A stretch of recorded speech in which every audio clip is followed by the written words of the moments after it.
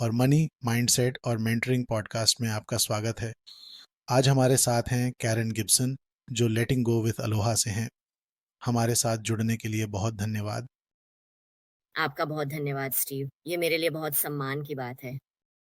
पालन पोषण यह उन चीज़ों में से एक है जिसे हम सभी करते हैं, लेकिन कभी सीखते नहीं हैं।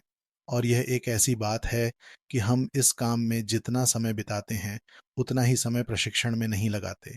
हम इसे वास्तव में कैसे करते हैं और इसे सफलतापूर्वक कैसे करते हैं, यही मैं आपसे बात करना चाहता हूँ। बहुत अच्छा सवाल। खैर, मेरी एक 22 साल की और एक जल्द ही 28 साल की होने वाली बेटी है, तो मैंने हर गलती की है। जब मैंने 1999 में ब्रेन बिल्डर्स अपनी ट्यूटरिंग कंपनी खोली, तो मुझे एहसास नहीं हुआ कि मैं पेरेंट कोचिंग कर रही थी, क्योंकि हर पेरेंट मेरे पास आता था, क्यों मेरा बेटा ये नहीं कर रहा है? मुझे ये कैसे करना चाहिए?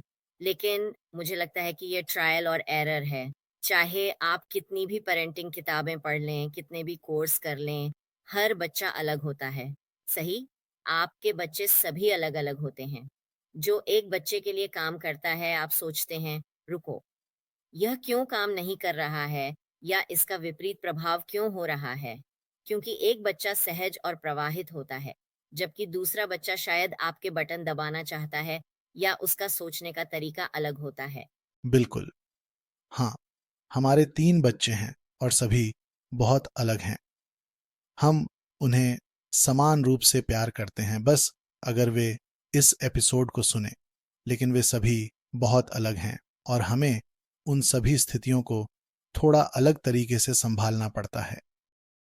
और एक बात जो मुझे दिलचस्प लगी वह यह है कि आप ब्रेन बिल्डर्स के साथ इतने लंबे समय से ट्यूटरिंग कर रही हैं, और फिर आपने, मैं इसे पिवटिंग नहीं कहूँगा, लेकिन ये विचार जोड़ा कि कभी-कभी हमें सिर्फ बच्चों के साथ ही काम नहीं करना होता है, हमें माता-पिता के साथ भी काम करना होता है।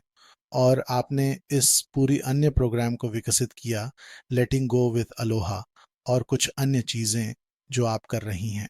तो इसके बारे में मुझे थोड़ा बताइए।